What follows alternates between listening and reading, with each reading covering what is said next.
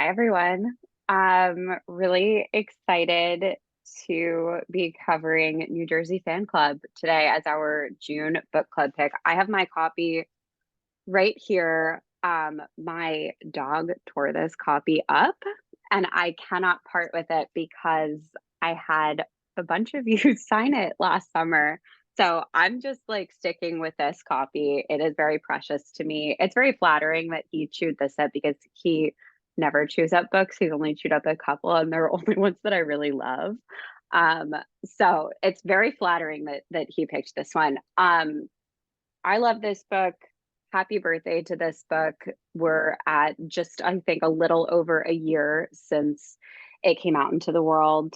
I weirdly, it's not a summer specific book, but I think that it feels very summery to me because it's so colored like my summer last year, being able to read it and just having so much fun with all the material in there. Um, and June in New Jersey is heaven. Like people who hate New Jersey or have anything bad to say about it will never know the immense pleasure of living in New Jersey in June. So thrilled to be covering this book for Jersey June. Kerri Sullivan, who is the co-host of Jersey Collective Reads and the creator of Jersey Collective, edited this book. And everyone who is with us today contributed. I had the pleasure of meeting a bunch of you last summer at the reading that I was at, was I believe in Edison. So thank you for signing my now chewed copy. And I was just so moved by those readings. I was so moved reading the rest of the book. It's a really special anthology. So I'm going to kick over to Kerri to kind of give an intro on herself and then pass to somebody else and pass to somebody else. Thank you, Courtney. This is exciting because usually we're talking about other people's books and I get to ask the questions, but today I get to answer the questions. So I feel like I can relax a little bit. So thank you. You did a good job introducing me, so I don't know that I have much more to say. So I will let Donnie introduce himself. I'll pass it. Hi, everybody. I'm Donnie Martino. Oh goodness, I didn't think this through. I'm a New Jersey native. I'm originally from Bergen County. Now I live in Middlesex County. I'm very passionate about the state and kind of talking about all its many complicated sides. It was an absolute pleasure to be involved in New Jersey Fan Club. It really is like a distillation of a lot of my feelings about the state, but also I think it also showed so many different really cool perspectives. And it's been an absolute honor getting to know Kerri, getting to know the contributors. It really, especially during the pandemic, felt like a way to stay connected. And in terms of my contribution, I did a personal essay called The Sopranos Family Tour, which is all about the complicated relationship I have with The Sopranos as an Italian American with my own familial baggage. And it was really cool being able to examine my very complicated feelings toward the show as well as my very complicated feelings toward my childhood. And I will pass it to Pooja. Thank you. My name is Pooja Makhijani. I am also have grew up in Middlesex County. I live in Somerset County now.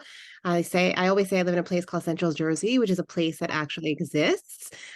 Yes. And my essay, or sort of, it's a sort of braided essay. It combines personal history and memoir with some reportage and some historical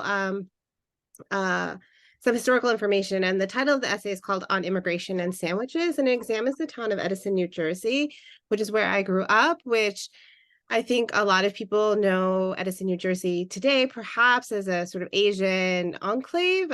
It's well known for a large community of Indian Americans. And but when I was growing up, it was not. And so the essay sort of allowed me to revisit my childhood as well, and examine a place that has changed so dramatically in my lifetime. And I'm not that old, or at least I don't think I am. I will throw it to Scott. Hi, I'm Scott Neumyer. I also grew up in Middlesex County. I grew up in Spotswood, and I now live in East Brunswick. So I've been here for my whole life, and I don't plan on ever leaving. I mostly don't leave the house, but I also don't plan on ever leaving New Jersey. I wrote a personal essay, which more borders on lyrical essay, called Me and Mary Murray, which is about an abandoned ferry boat that was sitting on the Raritan for a very long time. And I really appreciate Kerri giving me a chance to kind of go past just the personal essay into this lyrical space, which I'd been hoping to do for a long time. And I really, I feel like this is one of the best things I've ever written. So thank you for that. And I appreciate everybody else here. What do you mean? And I'll pass it. Go ahead. What's that? What do you mean lyrical space? It's just more, I think, it borders more on poetry to me than it does just straight personal essay. So there's that mixing there. And that's what I really like. I think my first draft was not that. And then Kerri pushed me in that direction. And I was like, okay, that's where I'm going now. And I feel like that's where I've belonged the entire time I've been writing. So that was super appreciated. Does that answer your question? Yes. Thank you. No problem. I'll pass it over to Courtney. Oh, wait, Courtney, you already introduced yourself. I'm so sorry. I'm very bad at this. I'm the host. You are the host. Please pass to each other. I will pass to Michael. Hi, good evening, everybody. I was very happy to be a contributor to New Jersey Fan Club. I live in Clifton, New Jersey. I've been a Northern New Jersey resident all my life. In the months that followed the release of the book, I have to tell you, I've been very happy to meet some of my colleagues who were in the book. In particular, there were two group meetings that we had in Montclair that were a lot of fun, that I enjoyed a lot. I've seen Kerri a few times since the book came out, most recently at the Passaic County Book Festival, which was held right here in Clifton. And Kerri and I, we interviewed each other on a speaker panel, which was kind of nice. And I also recently met Brittney. I drove all the way down to Haddonfield, New Jersey, which is far away for me, but not far for Brittney. And I was actually in touch with Brittney, and not even knowing that I didn't even realize that she was a contributor until one day I was looking through the book and said, hey, wait a minute, I know this person. Brittney helped me out a lot with some research that I was doing for a book that was just released by the History Press. So I have a whole bunch of new colleagues now. It's very nice. So thank you, everybody, for being a colleague. Oh, am I supposed to pass it to somebody? I'll pass it to Brittney. Hi, I'm Brittney. I was born in Cumberland County, and I've lived here my whole life. I moved to different towns in the county. I contributed the history of New Jersey and artifacts. I'm the curator of the Cumberland County Historical Society, so it was really fun getting into contact with different other historical organizations throughout the state and getting to see different things that they contributed that was within their collections. I met Kerri through Instagram, and I was very thankful for the invitation to participate in this project. Kamelia? All right. Hi, everyone. I'm Kamelia DeSoucey, and I am so excited to be here. I'm so excited that it's our first birthday, all of us, for this book. So my piece that I wrote was an oral history of Asbury Lanes. I live in Tinton Falls, New Jersey, but if anybody asks me, I tell them Asbury Park, because no one knows what Tinton Falls is. And Asbury Park is pretty much the center of the universe right now, as far as I'm concerned. So my piece is very personal to me, even though besides for the intro, I really didn't have a voice in it. I was capturing other people's stories about Asbury Lanes. But everybody has similar stories when it comes to the lanes and what it meant to the community and what it meant to the people who were there in its heyday. So it was really awesome when Kerri asked me to do this project, and yeah, I'm so happy that it's out in the world and people got to read it, and I got such great feedback about it, and all of your pieces were awesome. It gave me a new perspective on New Jersey that I didn't have before. So that's pretty much it. Is there anyone else on here? I All right, think back to we're you, good. Courtney. Thank you so much, and so acutely relate to Asbury Park being the center of the universe. I live in Neptune technically, but whenever somebody asks, I still live in Asbury Park because where is Neptune? But yes, I'm a Monmouth County girly. I didn't say that in my introduction, but I grew up in Monmouth County and recently moved back to Monmouth County, and I now live in the Asbury Park area and am a big fan of the county and the state. Okay, so I have a bunch of questions, some that are a little more Kerri specific, some that are kind of like, again, more round robin panelist, kind of like let's kick it to each other.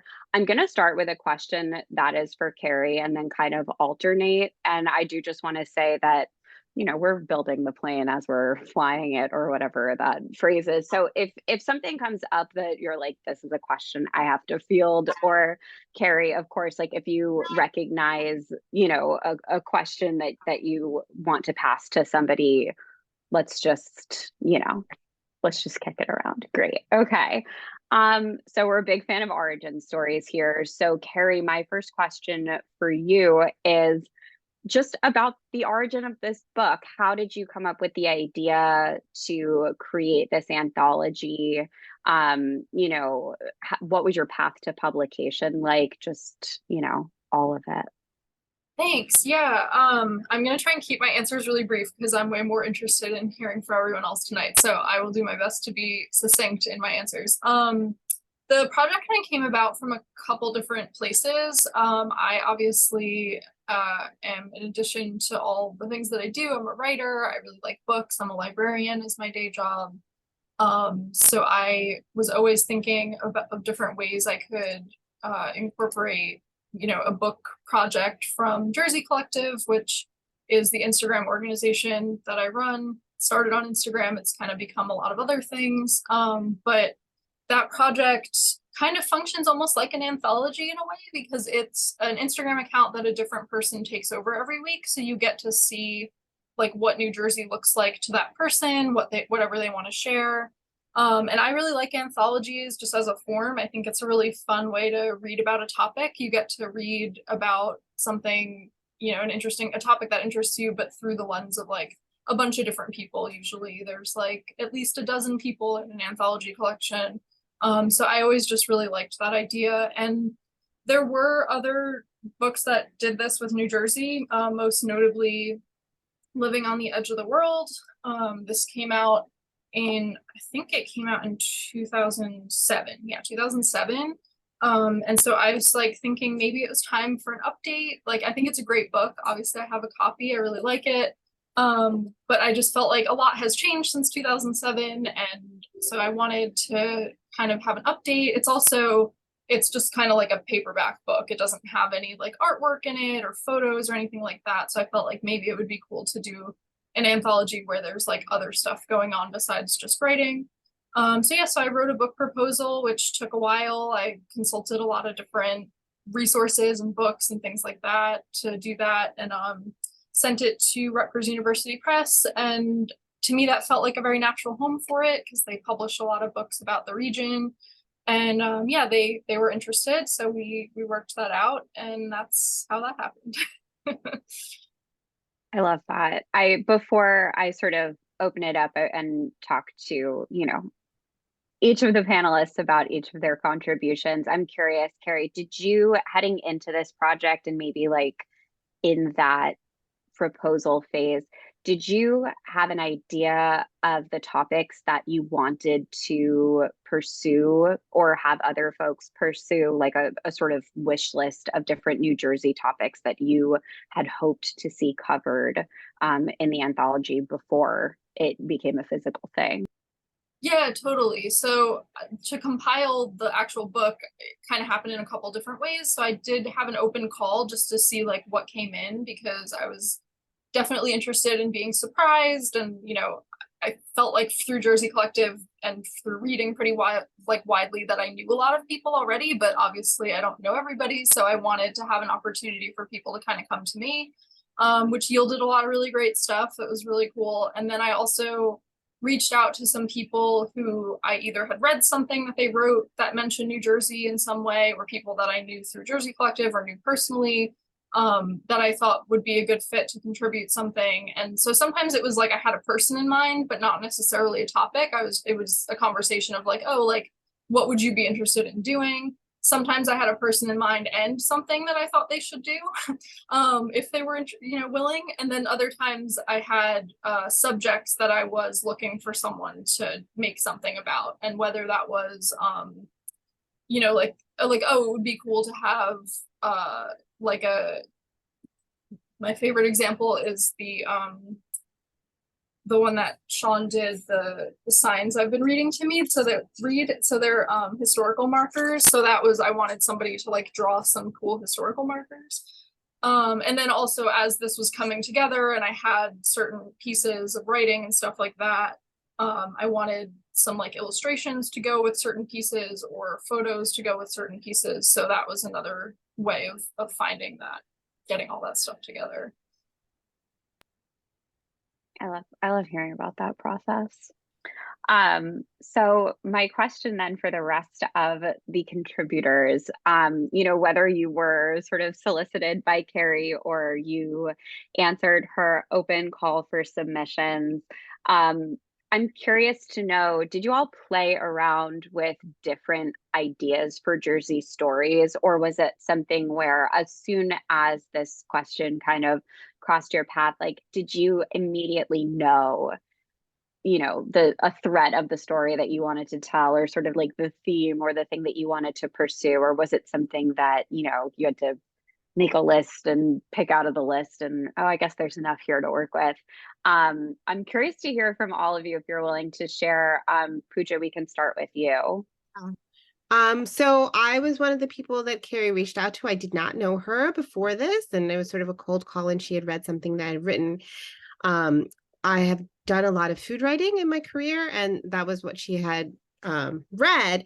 And so when she came to me this, it took me like 2 days, and I knew I wanted to do something around food for a variety of reasons. That's just, you know, where my sort of attention draws. And I came up with this idea that I really wanted to examine one fixture of my hometown, and it's in New Jersey, is Tasty Sub Shop, which is quite famous. They have a branch in Franklin Park and another branch in Lawrence, in Mercer, and everyone will swear that those branches are inferior to the one in Edison, which is the like original branch that was founded in the 1960s. And it was such a fixture of my childhood. But then it sort of led me to use that as a vehicle to talk about immigration in the United States, and then to talk about the town, and how when I go back, you see this like clapboard-sided sub shop, and everywhere around it there's an H Mart, there's like a hot pot, there's like, it's hugely Asian, right? And because that's sort of demographics of Central Jersey have changed so dramatically since I was a child. So it allowed me to examine sort of transformations in suburbia, not only in New Jersey, but I think, you know, being able to look at it a lot bigger. And really big is that, you know, the demographics of our country are changing, and there's like a huge backlash against that, as we all know. And so I was able to take this small thing about this sandwich shop and really just build it out. I'm sorry.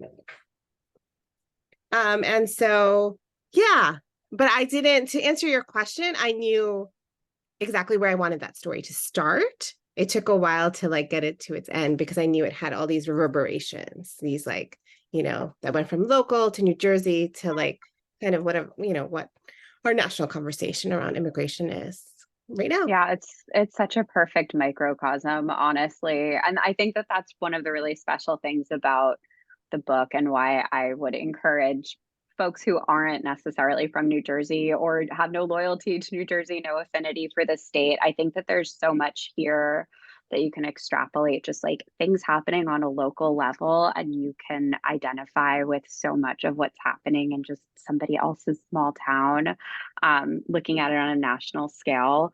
I love that. I'm gonna pass to Donnie if you're willing to answer the same question. Yeah, sure. I think I just pitched. I think I pitched. I saw a call for submissions. Kerri and I have like a mutual friend that like I was just like, clicking around on Instagram, and I think I saw it in like he posted it to his stories. And I was like, why not? Like, let's see what happens, which is how I apply to anything, honestly. I always knew I kind of wanted to talk about The Sopranos. I feel like as somebody who tends to write about media, sometimes I watch something and I'm like, okay, I feel like I have something I want to say about this. But it was about finding the right forum. The show's been out for a while. Like, what space is going to really facilitate it? And when I was looking at kind of what Kerri was looking for, I was like, this feels like a way to kind of be able to unpack this, basically. So I pitched, and I think I had like probably like a super rudimentary like draft of it somewhere on my drive, like from ages ago when I was just kind of like, something to think about. But once like I got the green light, it was able to be a more focused thing, right? Because at first it's just like, here's all my complicated feelings, let's just put them in on a page, and then it's like, okay, so how do we make this into like a real narrative? But that's kind of how it ended up being, which is really cool. Pitching, just go for it. That's my advice to people. You never know what's gonna happen, so you might as well try. Like, don't self reject. That's what I learned. That's one of my favorite pieces of advice. And yeah, you can't have a New Jersey anthology without a Sopranos personal essay. So I very acutely remember your reading last year and really just being moved to tears. I'm like, I'm so glad that I'm here for a Sopranos reading. I think I was in the middle of a rewatch, probably. When are we not? Who among us is not in the middle of a rewatch? Um, Scott, I'm dying to know if you knew that Mary Murray was the one. I know we were talking about internet Jersey wormholes before. Can't tell you how many I have gone down about this boat specifically. So I want to hear about your origin story. Yeah, I mean, I don't know. I'm not sure if Kerri had told me at one point that I was on her list, someone to reach out to, but me and Kerri and I had known each other a little bit for a while. And then when she first posted the open call or some news about having an open call, I believe I immediately DM'd her and attacked her and said, I need to write something for this. And it was at that moment because I just knew I needed to write. I wanted to write something about the Mary Murray for a very long time. But I even had a footnote in my original draft that didn't make it into the final book. That was basically a thank you to David Moskowitz, who had written an article, this exhaustive research into the history of the Mary Murray, called The History of the Ferryboat Mary Murray, the Staten Island ferry that became a New Jersey Turnpike landmark. And I wanted to find a way to write about the Mary Murray in a way that wasn't as academic and a little bit more with a personal touch, because that was, at the time especially, what I was really into doing. Like, personal essays are kind of my jam. Like, that's what I do. And I really wanted to find a way to fuse the history of this boat and what this boat meant to me as someone growing up and always seeing it, and how that related to like other things that were going on in my life at that time as well. And that's kind of how I came across the story that I wrote. And like I said, Kerri really pushed me in a direction that I want to say, like, I was uncomfortable pushing myself in that direction, because I was just so used to writing straight personal essays with, a little bit of get your source here, get your source there, add that in, and then you have whatever you have. But for me, I really wanted to do something different, and make it a little bit more personal and a little bit more lyrical. It feels to me almost like spoken word poetry. At the end of the day, there's a lot of repetition and stuff. So I'm super happy with how it came out, and I'm super happy that people are. I have so many New Jersey rabbit holes. That was like, I could think of anything. Like, I'm like, oh, do I want to write about the haunted, the haunted castle fire? Do I want to write about this? Do I want to write about that? And I knew the Mary Murray was kind of be my go-to at the end of the day. You're opening up such a can of worms with the haunted castle. Oh my God. That's just the gift of a great editor, I think, and really a testament to Kerri's skill as an editor to be pushed in that direction. It's just a gift. It's really special. And a great essay came out of it. Michael, I'm curious, the golden age of bicycle racing, was this your initial idea? Like, what made you compelled to have this be the contribution to the book? How did this come to you? I've been very lucky for the last 12, 13 years. I've written several books for the History Press, and their focus is on local history. So when I saw the call for contributions, I answered that. I didn't know Kerri before that. And I thought that the books that I had written, I thought one of those books would fit into this anthology. And it would have been an opportunity for me to revisit the subject matter and maybe gain a wider audience. So there were three topics I pitched. The one that got in was the golden age of bicycle racing in New Jersey. The other one was, I've written two books on the history of the diner business in New Jersey. We are the diner capital of the world. And then the other pitch was New Jersey folk revival music. New Jersey's is the place where folk revival music started.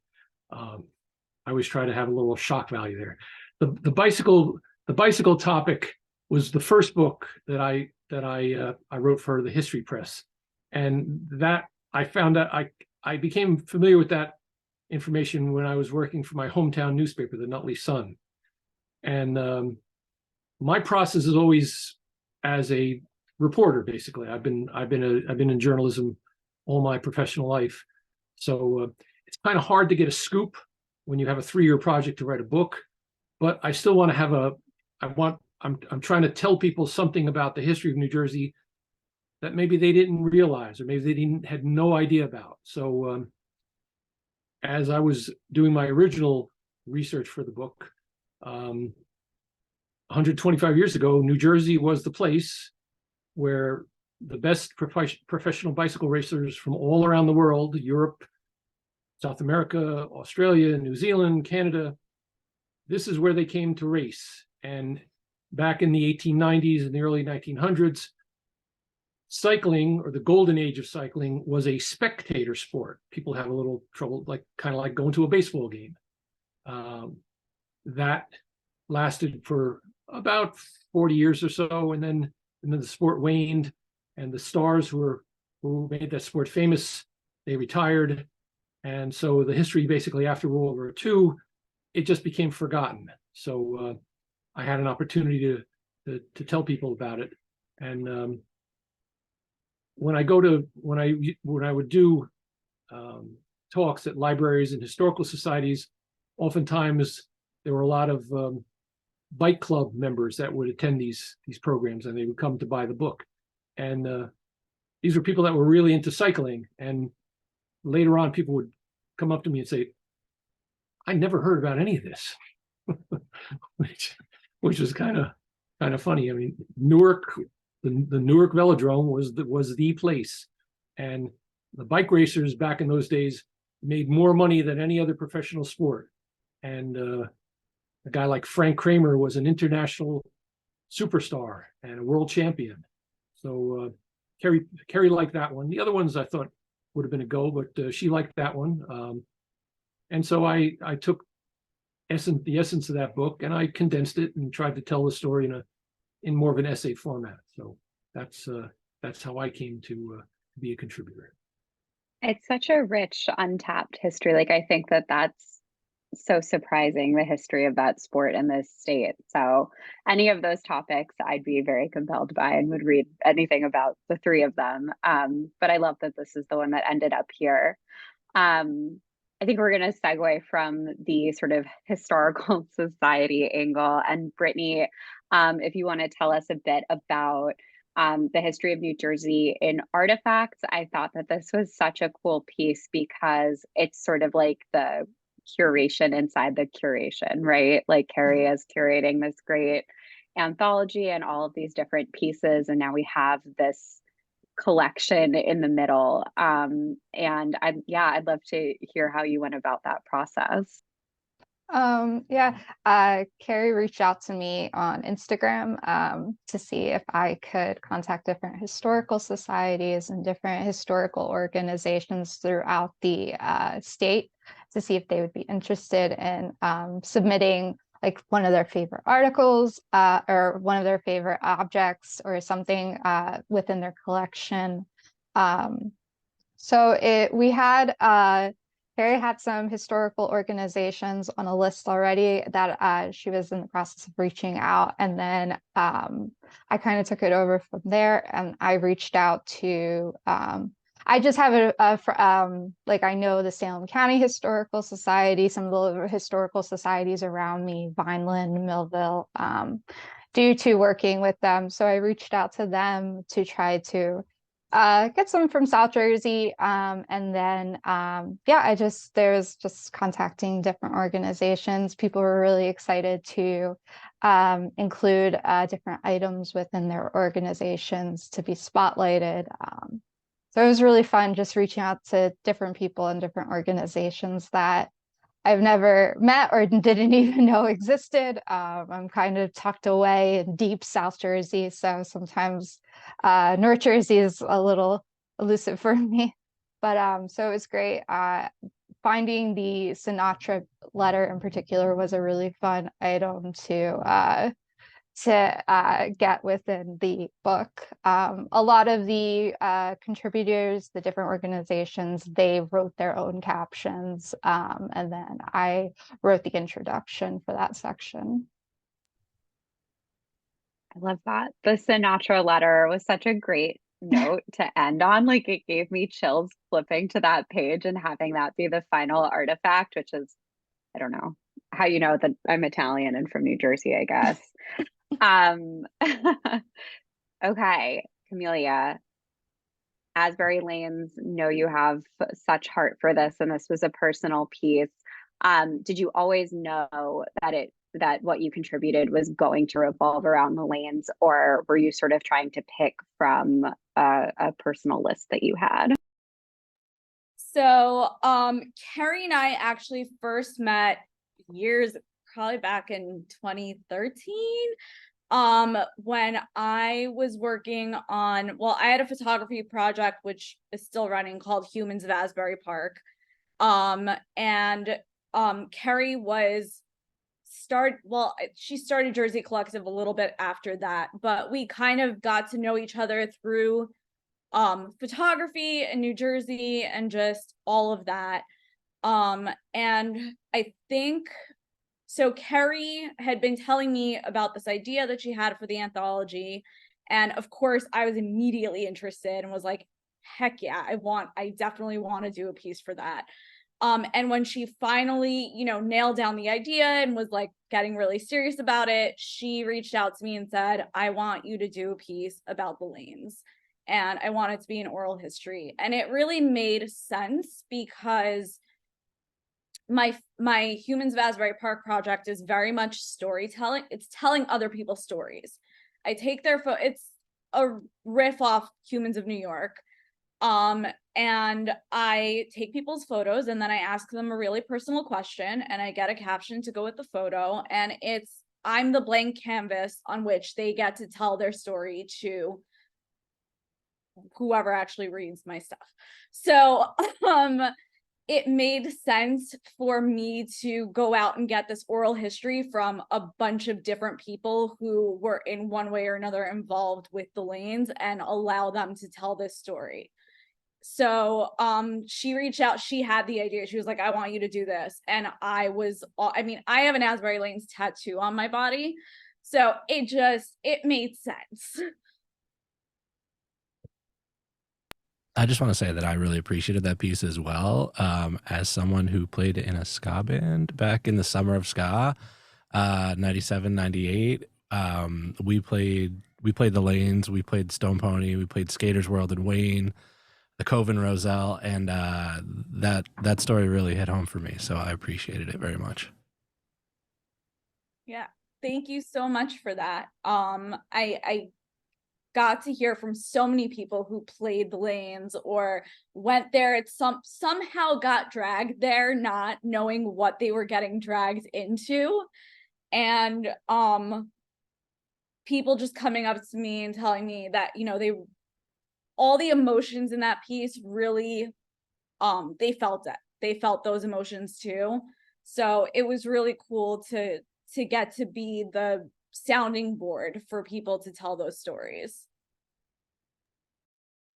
Yeah, I've definitely pointed folks in the direction of that essay when they're like, oh, Asbury Lanes. And I'm like, no, what's there now is not Asbury Lanes. Like, hold on a second.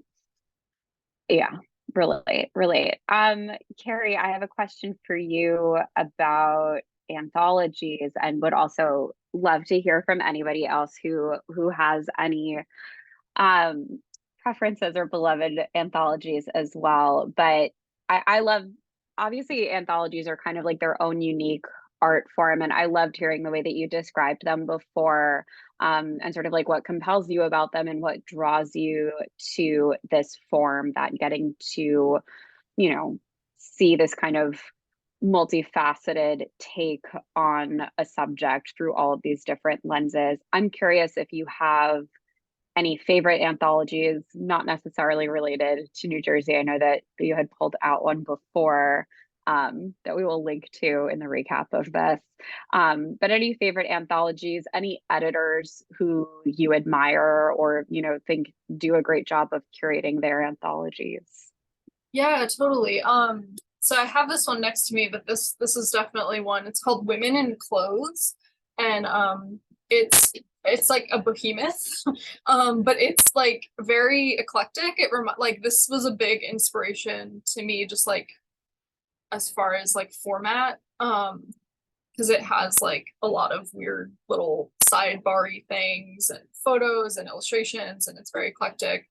I also really liked the Best American Non-Required Reading series, which was edited by, well, Dave Eggers kind of started it, and just a couple of different people were the series editor, and there were guest editors, and there was a component where like a writing center for teenagers was involved in helping edit it.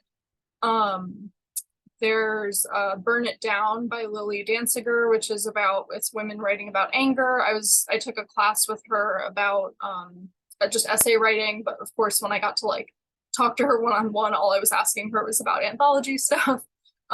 Same with Michele Filgate, who did What My Mother and I Don't Talk About, which is a really great anthology about like women's relationships with their mothers, or maybe it's not just women, I can't remember. And then what else we got? Sari Botton's books are really good too. She wrote or she edited Goodbye to All That, which is about writers leaving New York City. And then a follow-up that was another one that was like about writers choosing to stay in New York City.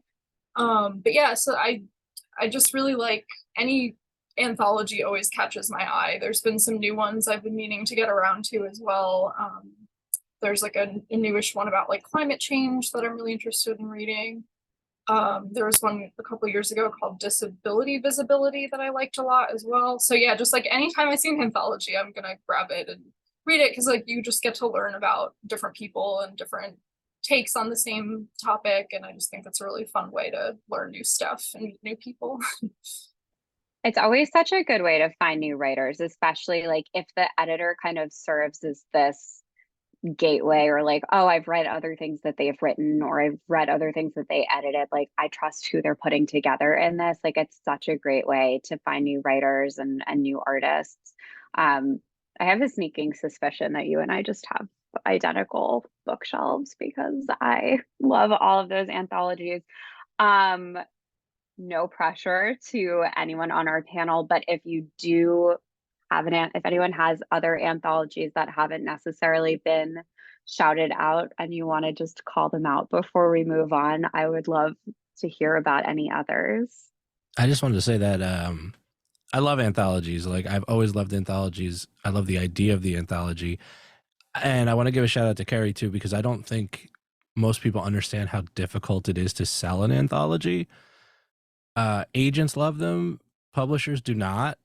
They're very difficult for them to categorize and sell. So kudos to Kerri for being able to put this together. This isn't the first anthology I've been in. I was also in one published a few years back called Life Inside My Mind, which was YA writers on mental health by Jessica Burkhart, who put that together. Fantastic book. But I'm going to give a shout out to, you all might know Sarah Weinman, huge in the true crime mystery thriller space. She did a book called Unspeakable Acts a few years ago. And she has a new book coming out on July 4th called Evidence of Things Seen, which is phenomenal. And I think y'all will love it. And A.S. King, the YA writer, has an anthology called The Collectors coming out later this summer as well, which is fantastic. So those are my two recommendations for now. Thank you. We'll link to those for sure in our recap. I want to cut off anyone else if anyone else has, but no pressure. I have one. I just have to look up the exact title, but the subtitle is 16 BIPOC YA writers on menstruation. And so it is a collection of stories. It's all short fiction by 16 YA writers who are Black, Indigenous, or people of color. All genders, and it's a sort of anthology for girls and non-binary children and or anyone who menstruates, and it sort of is really sex positive, really body positive, and tries to eliminate a lot of the I guess taboos around menstruation that continue to exist. It's called Calling the Moon. Thank you, Kerri, for pulling that up. So it's Calling the Moon, 16 BIPOC writers on writing about periods. And it's just beautiful. It's just really, really lovely. And it's really nice to have anthologies that break stigmas like that, especially among young people. I love it. That feels so necessary. Okay. I am curious to know, I know that we've talked a little bit about this just sort of by way of talking about each of the pieces. But I'm curious about this book tour run that happened last summer. I know we've heard little pieces of anecdotes so far. New Jersey Fan Club had a very memorable book tour run. Different bookstores all over the state. The exact number is eluding me, but Kerri, I think you had kept track. Different kind of combinations of contributors doing different readings in different areas. Again, for me, it was just such a delight to be in the audience for one of these. It just felt very expansive and beyond what a typical book launch event usually feels like. No shade to other book launch events. I go to so many of them and they just, as I'm sure you all know, they just run the gamut. It just really kind of depends on the crowd, the writer, the host. Everything is just a little up in the air. And this was a really special book event. So I'm curious to hear from any and all of you if you have any sort of favorite book tour / live reading memories, stores that you loved or books that you picked up along the way. Kerri, I think I remember you kind of going out of your way to pick up a different book at each of the stores that you visited. We could start with you. Yeah, I cannot remember how many events we did. I lost count. But some were at bookstores. We did a theater, and a couple libraries too. But yeah, I really wanted to plan events that would have as many contributors as wanted to come, just because it was you know, a really collaborative project, and it's not just my book, so I didn't want to be the only one reading something. And I really wanted to meet everybody too. That's another thing about this project that I should have mentioned, is I was working on it from like summer 2020, and it was due in spring 2021. So I didn't get to like physically meet most of the contributors if I didn't know them already, because I wasn't leaving my house except to go to work. So it was just a really nice opportunity that summer to get to meet people for the first time and have them meet each other, which was really cool too. Because I had a relationship with each person, but I didn't necessarily get to like, you know, bring people together. So it was a really cool opportunity to get to introduce people to each other. But yeah, I bought a book at each stop along the way. Whatever bookseller we were with, I wanted to pick up something, not necessarily New Jersey related. I bought all kinds of stuff. I don't even really remember most of what I bought, but it was just kind of like my souvenir. But yeah, so that was, and I'm still trying to do a couple things here and there, just because it's fun to get to continue, you know, doing stuff like this where I get to see everybody again, or have, you know, meet new people or whatever for the first time. So yeah, it was a kind of a blur. 2023 is like, I feel like summer of 2022, like we were still kind of easing weirdly back into that like post, I'm not really comfortable calling it like post pandemic, because it's still out there and we're all sort of like altered forever. But that book event was the first one I had been to in person in so long, which is like also part of what makes it really special. But yeah, 2023, I feel like we're back in full experiential mode, and you know, the Don't people jinx it, want Courtney. I know, I'm sorry, but the people want more of this on the road. We want more live stuff. Anyone else who was there for sort of the live component of it would love to hear any memories that stand out for you. So for me, I think my two favorite, we did a bunch. I loved all of them, but I really enjoyed the Barnes and Noble, where I got to meet you, Courtney, and Pooja and Donnie, and we all actually, Kerri, Pooja, Donnie, we all went and got some food before the event, and it was so nice to just chat and get to know you guys.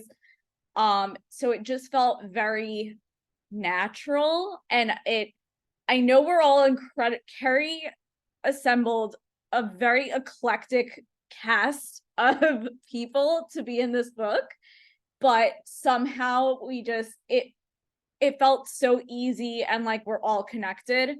And I guess, I mean, not to sound incredibly cheesy, that New Jersey is that connection, but it is. And it just kind of like, I don't know, it felt really nice. So that, and the Asbury, obviously, I have to say the Asbury Park one at Asbury Park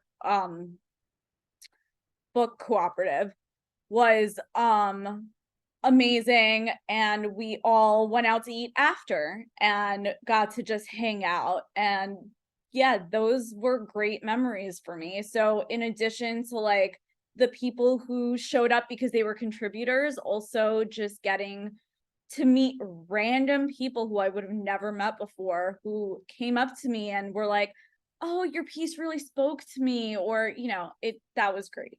So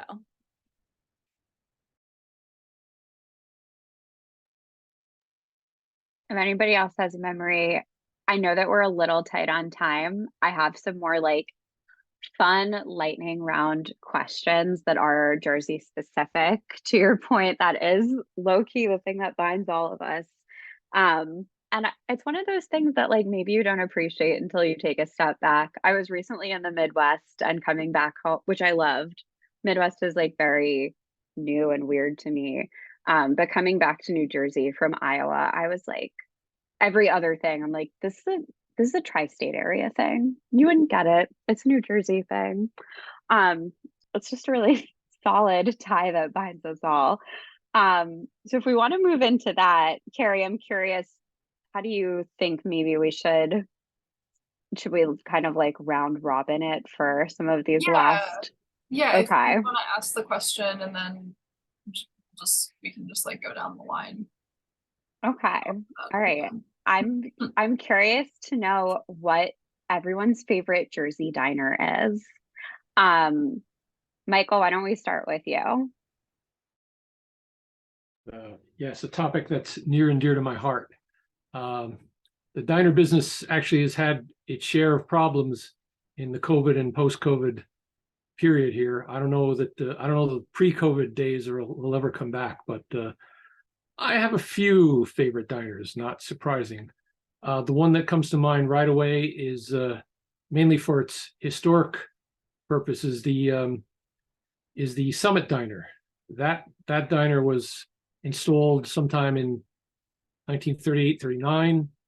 And it's basically miraculously been unchanged over the years. So that's you're really almost seeing a living museum piece right there. Another diner that I like very much is the diner down in Keyport, the Broad Street Diner. That's a real neighborhood diner, and that's I'm a big fan of the vintage diner, the old stainless steel diners that were built in factories in New Jersey. New Jersey is the diner capital of the world for two reasons: because we have more diners, but a lot of people don't realize that we are the diner manufacturing capital of the world. We had more major U.S. diner builders here than anywhere else. So that's a source of Jersey pride. And this is American industrial history.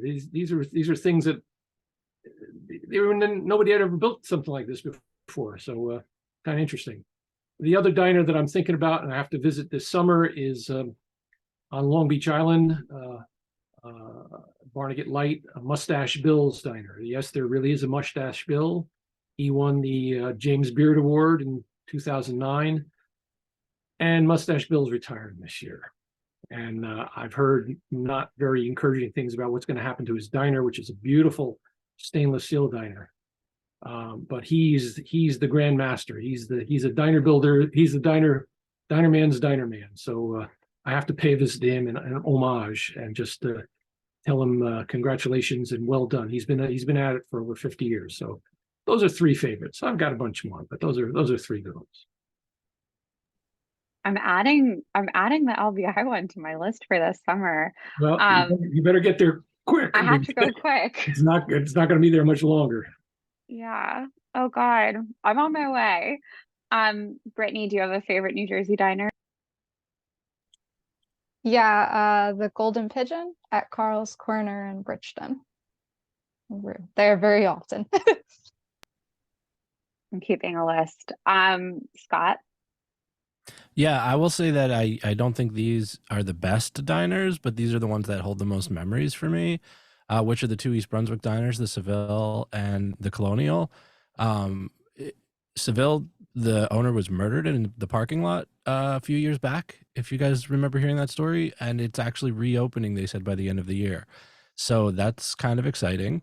Both like not great diners, but that's where I spent all my time after high school and, late at night.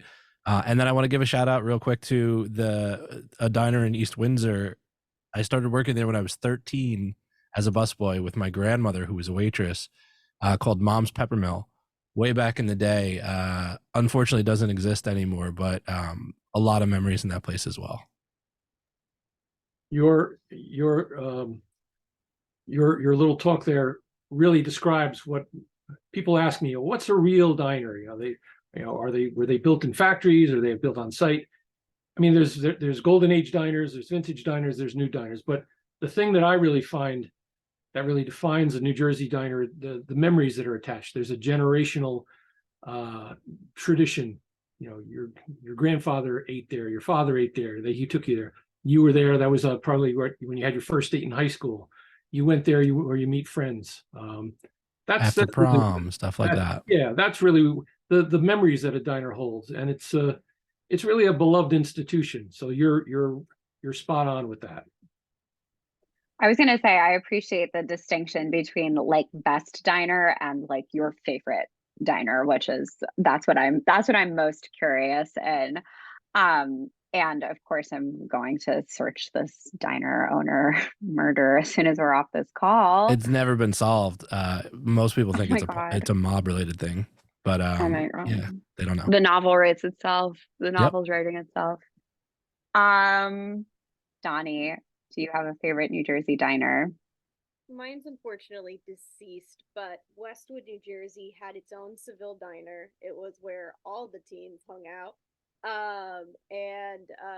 It's similar to what Scott was saying. It's just where all of my memories were. It's like the first place that you really were allowed to hang out with your friends without your parents there. It was also where your grandparents and you would go for like a Sunday afternoon to get some breakfast and things. It's a lot of memories are attached to it, to a point where if I'm writing fiction and I'm describing a diner, I'm describing the layout of the Seville diner. Where was this? What town? Westwood? Yep. Okay. They've since torn it down, built a CVS. It's really sad. Actually, I'm still really upset about it, even though it's been years. But similar to what people are saying, it's where like a lot of my early like teenage memories are attached to. So it sucks to lose it, but I'm glad that I still like remember it so vividly. I love that this is the criteria. Like when you're describing a fictional diner, this is what you return to. That's such ideal criteria. Love this. Pooja, do you have a favorite Jersey diner? I also don't have a favorite Jersey diner. And I guess contrary to Michael's point, like my parents were immigrants, so the diner didn't hold any, cultural significance, right?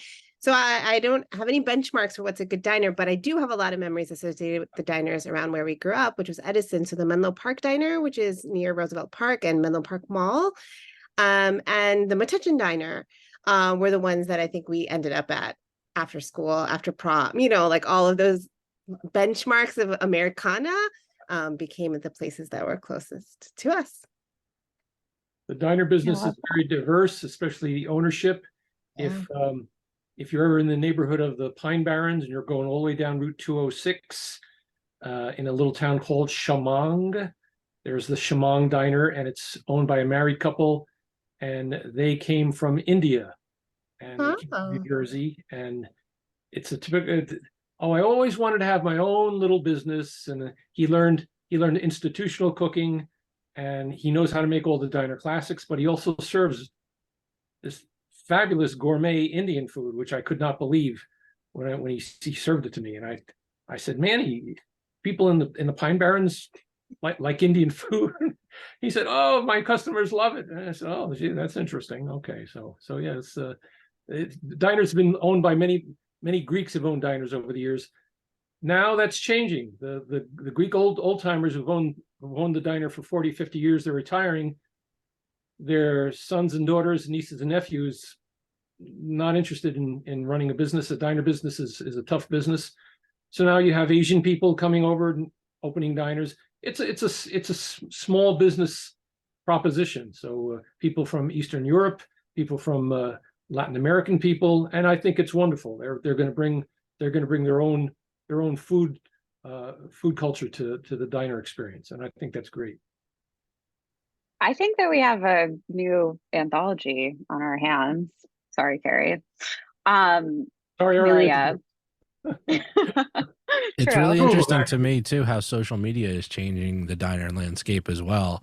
I don't know if you guys are on TikTok, but my For You page, at least once a night, I'll go through and see somebody live streaming from inside the diner where they're cooking. And it's a really cool thing to watch. Like it's mesmerizing to watch somebody cook diner food, but it's also really interesting the way that it's uplifting those diners and giving them a new life that they might not have had otherwise. That was the magic of diners when they started as food trucks, and you could walk into a diner, sit at the counter. You could the short order cook was an entertainer. He was a comedian. He juggled eggs. He told jokes. But you watched and listened and smelled your eggs frying on the flat top grill, and that was very seductive.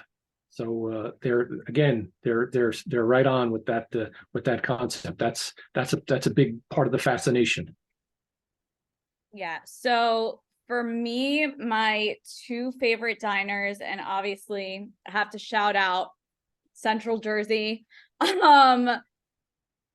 Blue Swan Diner in Ocean. And for me, it's because for the first 27 years of my life, I was fully kosher and I had my first piece of bacon at Blue Swan Diner. So shout out to Blue Swan, best bacon ever. And Roadside Diner, which is actually terrible, but you go there for the experience of how awful it is. So it is a tiny diner. It has maybe like 5 tables to like 5 booths total, and it's right by my house, and it is run by a really old couple. The husband cooks and the wife is behind the counter, and I think it's their daughter who helps with like clearing and taking orders, and they are all so mean. They are horribly mean people. And you walk in, and from the first second you walk in, they are just so nasty to everybody who walks in. And it is so awesome. It's just such a great experience in like hilarity, and you just have to experience it at least once in your life. The food's like whatever, but you're not going there for the food. So Are we gonna have to fix this in post? I'm just curious before we put this on YouTube. No, I think that's part of their selling point. Is Oh, that yeah. Okay. Oh yeah, sure. It sure. absolutely is. They fully know that they're mean. Yeah. And they're super like, you walk in and they just judge you. There's like this judgy look as soon as you walk in too.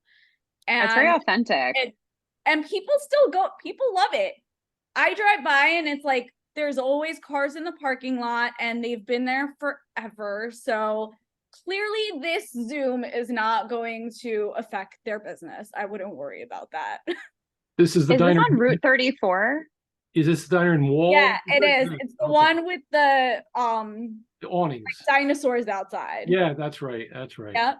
Yeah. There's a that diner was there's a built in Bon Jovi Patterson, cover New Jersey. that's shot there, I think.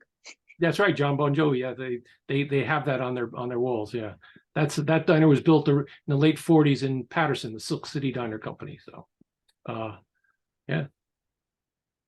Wild. Kerri, we have to close out with your favorite diner.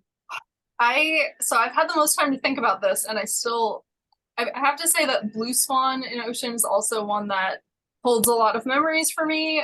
So that's definitely on the list. And then the Broad Street Diner in Keyport is also just like food wise, some of the best food I've ever had has come out of there.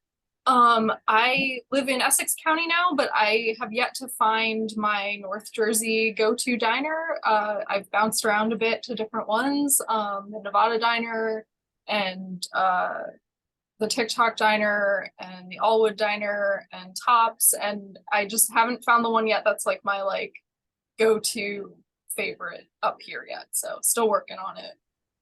Am I misremembering, or were you recently privy to like a wild diner refurbishing moment? Yeah, Was that you? Yeah, so there's this diner in Little Falls that's been abandoned since like the 1990s, the early 1990s.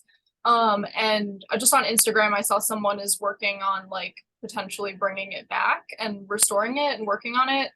So I just like DM'd her and sent her a picture that I had taken there when I was in high school, through the window, and was just like, if you want to post this, feel free, and like whatever. And so we just got to chatting, and she was like, do you want to come like have coffee and like see the diner? And I was like, okay. So she open the door, let me come inside. It smells horrible in there. There's holes in the floor and the ceiling. A lot of work ahead of her and others, but if they can get that going, that would be really, really cool. This is so dreamy, even if it smells like that. Just sounds like such an idyllic experience. If you're really interested in diner history and the diner business, a little self-promotion here.